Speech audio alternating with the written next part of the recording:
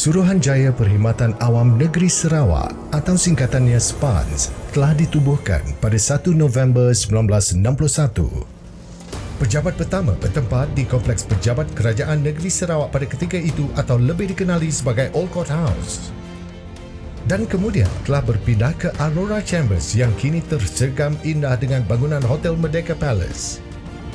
Seterusnya, SPANS telah ditempatkan di bangunan Yayasan Sarawak. Setelah itu ke bangunan Baitul Makmur. Kini SPANS terletak di tingkat 9 dan tingkat 10 bangunan Wisma 1.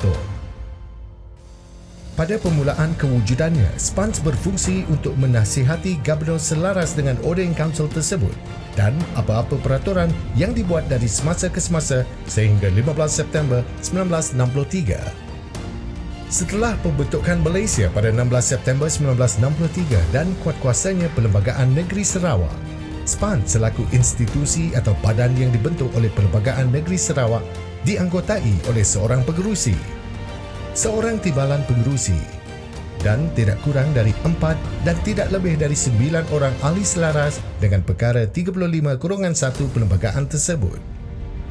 Manakala pentadbiran dan urusan harian SPANS dilaksanakan oleh urus setia yang diketuai oleh seorang setiausaha. Selaras dengan peruntukan perkara 36/1 Perlembagaan Negeri Sarawak, fungsi dan peranan Suruhanjaya adalah melantik, mengesah, memasukkan ke dalam penjawatan tetap atau penjawatan berpencen, menaikkan pangkat, menukar dan menjalankan kawalan tata tertib ke atas anggota-anggota perkhidmatan awam. Dalam menjalankan kuasa-kuasa yang diberikan seperti yang termaktub dalam perkara 37/3 Perlembagaan tersebut, Suruhanjaya Perkhidmatan Awam Negeri telah, dengan persetujuan Yang di-Pertua Negeri, membuat kaedah-kaedah Suruhanjaya Perkhidmatan Awam 1996 bagi mengawal selia fungsinya. Bermula pada 1 Julai 2000 dengan berkuatkuasanya Local Authority Service Regulations 2000, SPANS merupakan kuasa melantik, mengesah, menaikkan pangkat dan menjalankan kawalan tata tertib kaki tangan pihak berkuasa tempatan. Ini selaras dengan Public Service Commission Additional Functions Ordinance 2000. Selain daripada itu, SPANS juga telah dipertanggungjawabkan di bawah perkara 39/3 Perlembagaan yang sama untuk mengendali dan menganugerahkan beasiswa pinjaman Kerajaan Negeri Sarawak atau lebih dikenali BPKNS kepada pelajar-pelajar yang memohon untuk mengikuti pelbagai kursus atau bidang pengajian sepenuh masa di institusi pengajian tinggi awam tempatan. Sejak penubuhannya sehingga kini, seramai 10 orang pengerusi, 8 orang timbalan pengerusi, 48 orang ahli dan 16 orang setiausaha termasuk penyandang sedia ada telah dilantik bagi menjawat jawatan tersebut. Mr. Richard Leslie Von Wilkes adalah merupakan pengerusi pertama SPANS. Seterusnya, jawatan pengerusi Suruhanjaya Perkhidmatan Awam Negeri Sarawak telah disandang oleh Mr. Frederick Richard Keith Kito pada tahun 1964 sehingga 1967.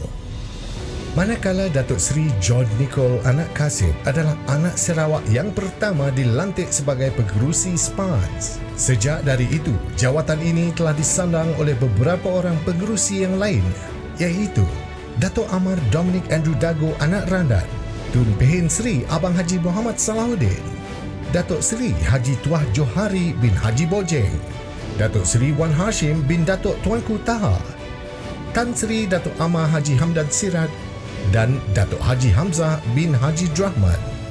Dan kini Suruhanjaya Perkhidmatan Awam Negeri Sarawak telah dipengerusikan oleh Yang Berbahagia Datuk Abdul Ghafur Sharif sejak 1 Ogos 2011 sehingga sekarang.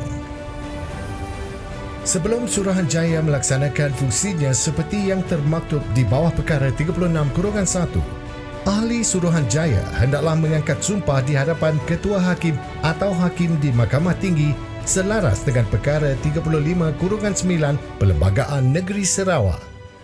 Dalam mencapai visi SPANS sebagai sebuah Suruhanjaya Perkhidmatan Awam yang diteladani dan seiring dengan perkembangan Revolusi 4.0, SPANS telah mengorak langkah awal dengan mentransformasikan proses pengambilannya dengan memperkenalkan sistem e-recruitment yang kini telah digunapakai oleh 37 buah agensi kerajaan negeri pihak berkuasa tempatan dan badan berkanun negeri sejak ianya diperkenal pada tahun 2004.